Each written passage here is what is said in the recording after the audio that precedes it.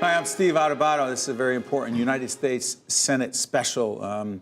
We are now joined by Republican candidate for the United States Senate, Bob Hugin, and welcome. Great to be with you, Steve. Thanks for having me. Good to have you. In the second half of this program, we'll be joined by the senior United States Senator in the great state of New Jersey, Robert Menendez. By the way, you were just telling me before we got on the air, this wasn't your plan to run for the U.S. Senate. What changed? No, I've had a great life. You know, I was born in Hudson County, grew up in Hudson County, raised my family with my wife in Union County. But frankly, we were just morally offended that he was going to be reelected virtually unopposed. Senator Menendez. Senator Menendez, virtually unopposed, after all the things he's done, violating federal law, abusing the power of his office, and frankly, failing the people of New Jersey. Ineffective. 25 years in Washington, 16 years with a Democratic president, and New Jersey's dead last. We get the least back from Washington of any state in the country. The people of New Jersey deserve better. So it's interesting. By the way, Senator Menendez will be here to respond. He will not see this interview, but the fact is there was that trial that the federal government brought, it did not succeed in finding him guilty. The federal government opted not to pursue it. The United States Senate, quote, seriously admonished the senator. But and said he was guilty of violated federal law in the letter. Not the courts, no, the U.S. Senate. Yes, bipartisan. Okay. Let me ask you this. Since you mentioned characters in office, Donald Trump. Yeah. How much money did you contribute to Donald Trump when he was running in 2016? And if you contributed that much, what did you see in him as a leader that caused you to say, yeah, he's the right person to lead our nation? I did contribute to the Republican Party, primarily, was my contribution. What I saw in 2016... But you gave to him as well. Yes, but the majority of my contribution to the Republican Party to support the general election. What I saw in Washington in 2016 was we were stagnating, and it was not good. It needed disruption. Well, unfortunately, we now have dysfunction, and the reason I'm running is because we can do better. We've got to elect good people who are going to lead with integrity and honor, and are going to put the people of New Jersey first, not party and politics. I've been a collaborator all my life of working with others to produce results, not just talking about results, but delivering results. It's not about talk, it's not about party, it's about results, and it's about people. Is Donald Trump a person of character and integrity, in your opinion? I don't think he leads in the way that I would want to lead. I want to bring people together. I want to put people ahead of party and politics. Integrity. Yeah, I think I've led my life in terms of when I was the first in my family to go to college. I joined the Marine Corps after I graduated college. I was the only person in my class. Thank you for your service. And I try to raise my family in that same way of responsibility of doing things. My daughter works at Chobani Yogurt in New York, which is a great company. Both my sons are infantry officers in the Marine Corps serving our country. So I've led my life with integrity and honor, and I set the values for me. And this race is about New Jersey, putting the people of New Jersey first to make sure we deliver for them. It's partly about that. A lot of it is. It's also about who will stand up to President Trump for those who have serious problems. Forget about policy for a second. Right. I'll get off the Trump thing in a second. Yeah. His demeanor, his leadership style, his tweeting and spending time saying that 3,000 people did not die in Puerto Rico and it was a Democratic hoax. When you see that and you realize that you contributed to the Republican Party who contributed to him becoming president, not to mention what he said about Senator McCain not being a war hero and you giving your service to this nation, I'll get off after this. How much of that bothers you? It bothers me a lot, Steve. We need leaders who are going to stand up and do the right thing to bring people together.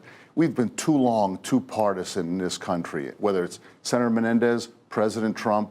We need to stop fighting each other and working together for solutions and lead with honor and dignity. That's why I've led my whole life. I've been independent my whole life. As I told you, I was the only person in my class to go in the Marine Corps. I went to a company almost 20 years ago with 6 weeks of cash where everybody said, don't do that, Bob. Celgene? Yeah, when I went to Celgene, 6 weeks of cash the company had. Everybody said, don't go there. I've been independent in my life all the way. I'm going to stand up against anybody that does anything that's not good for the people of New Jersey. I'm not beholden to any including the president. Absolutely, including the president. Remember, I'm not beholden to any political organization. I didn't become the mayor, the assemblyman, the state senator, the congressman. I don't owe anybody in a political organization. I'm not filling out any special... You're self-funding to a large degree? Virtually, yeah. The campaign is pretty much self-funded. We're raising a little bit of money. But also, I'm not filling out any special interest questionnaire. When I go to Washington, I'm going to stand up for the people of New Jersey. That's what this is about. And by the way, including the NRA, if I'm not mistaken, you did not fill out the NRA. I will not fill out any special interest questionnaire. I'm going to be my own man. Can we talk tax policy? Sure. Federal government through President Trump, Republican Congress, they decide, you know what, tax reform. We're going to cut certain taxes, business taxes. I believe the capital gains tax cut as well. I don't. Well, the business tax was cut. My bad. The $10,000 deduction, right? The cap on the deduction. Property taxes, massive in New Jersey. I think #1 in the nation. It's unaffordable. State income tax. Okay, fine. I happen to live in Montclair. No matter where you live, you know you're paying a lot in taxes. President, the Republican said, you know what? 10 grand. That's it. In fact, a House committee dealing with this issue over the last few days said, that's it. IRS, lock this in. Don't let New Jersey or anyone else get out of that. 10 grand. Good deal? Bad deal. Bad deal. Let's be clear, Steve. Senator Menendez was on the Senate Finance Committee and sat in his hands, did nothing for the people of New Jersey. Maybe that cap could have been $15,000. You mean to stop it? Negotiate. Involve yourself. Don't just sit on the sidelines and ignore the interests of the people of New Jersey. Maybe it could have been a $15,000 cap, or it could have been tiered over time. He did nothing to protect the interests of the people of New Jersey. When I go there, I'm going to work to have that cap lifted. What should it be? It needs to be higher. It's unfair. New Jersey is so unaffordable. And remember, that's taking a subsidy away from New Jersey, which is bad for the state and bad for the people, bad for property tax values, so many different things I could tell you about how it's bad. But you can't just sit here and say, we didn't do nothing about it. We got to go do something about it. And Would you propose raising it to 15, 20 grand? I think we need to escalate it over time. Okay. But let's say we take that subsidy away. We've taken that subsidy away. We're 50 out of 50. We get the lease back from Washington. Where are people to say, give us something else in exchange then? I was at Fort Monmouth last week. What a disgrace. The place is a ghost town. We lost $3 billion of economic activity a year while people in Washington sat on their hands, including Senator Menendez. Federal dollars to Fort Monmouth. Well, no, we lost 5,500 jobs, 10,000 contractors, but the economic value to the state was $3 billion. And you know what? The national taxpayer, as taxpayers, federal taxpayers, we didn't get a benefit from it either because the savings didn't materialize. Let's do this healthcare real quick. Are you concerned about the efforts to roll back, cut back the Affordable Care Act as originally constituted? Listen, the Affordable Care Act was a small step in the right direction in many ways, but also a bad step in some other directions. Healthcare. What part do you like? What part don't you like? Well, listen, we need to expand coverage. I think the Medicaid expansion was a good thing. The focus on prevention and wellness, protecting patients with pre-existing conditions, and absolutely all good. All good. One thing you don't like? Oh, it was so bad for the working poor. It made people pay a premium. And in New Jersey, $80,000 family of four doesn't have $3,700. You didn't have insurance if you couldn't afford a $3,700 deductible for the bronze plan. It was really a fraud on the working poor. There were many good things, but many bad things. But the bad thing, Steve, about health care is it's a bigger issue. The American people deserve better care at lower costs. And I was on the board of Atlantic Health for 11 years, forward-looking, evolving a healthcare system, been involved in biotech 19 years. We need to do more for the American people for healthcare. Let's stay on the healthcare thing. Pharmaceutical prices, you've seen ads, you've seen Mr. Hugin's ads on TV, you've seen Senator Menendez's ads. Yeah. Real quick on this. Reducing the price of pharmaceutical drugs and the effort that the Menendez campaign says, you know what? Bob Hugin, when he was head of Celgene, he fought to have generic drugs, a specific drug, specific generic drugs that would potentially replace, let me get this right, Revlimid, yep. Revlimid.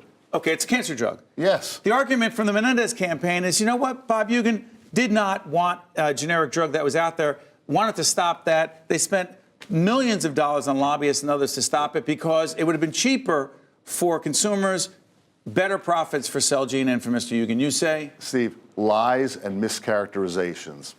Celgene's been investigated by the Obama administration and said never anything was ever instigated against the company. The Obama Justice Department interviewed or investigated Senator Menendez and indicted him. Let's be clear. That company did major reform in advancing the fight against cancer. Any fines have to be paid? No fines. No. There have been settlements, but no fines. The government has never found Celgene guilty. Celgene's never done anything that's improper and illegal. Absolutely. Just lies and mischaracterizations. The most generous patient assistance program in the world. And you think about increased R&D spending 37% a year, more than 5 times any price increases.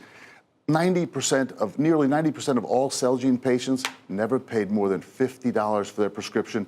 If all Americans could have the same kind of results and access to all medicines they have to Celgene's products, we'd be a much better country. I'm going to fight for that when we're in Washington. Mr. Hugin, let's do this. Immigration. Yes. You need a wall? Listen, we need to stop using immigration as a political football and a tool. There are people who don't want to solve this issue because they think it's politically better for them. We shouldn't have sanctuary cities. We should not pit one Should not have sanctuary cities. We should not pit one law enforcement against the other. Should we separate families as the Trump administration did? Let me just say the immigration. Sorry. No sanctuary cities. We need a secure border. You're not a country and a sovereign nation if you don't have secure borders. Control who comes in and who doesn't. Immigration has made this country great. My grandparents are immigrants. Same but here. we need comprehensive and compassionate immigration reform.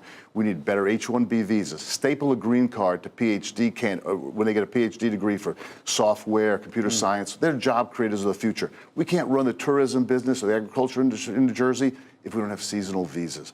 But we need comprehensive and compassionate reform. People who are building a constructive and productive life in America should have a pathway to citizenship, not shorter than people here illegally, but they should have a pathway to citizenship. Real quick, gun violence. Again, you did not take did not fill out the questionnaire from the NRA. Absolutely not. One gun law that needs to be changed to potentially protect people from senseless gun violence. Yeah. You say, Mr. Hugin? You know, first of all, I put kids and teachers first. My sister's a retired school teacher from Union City, 35 years. Guns for teachers? No, I think each local community should decide what's best to protect their community and do it But you don't whatever like way. the idea. No, I don't think teachers should be armed personally, but the local district should be in control of it.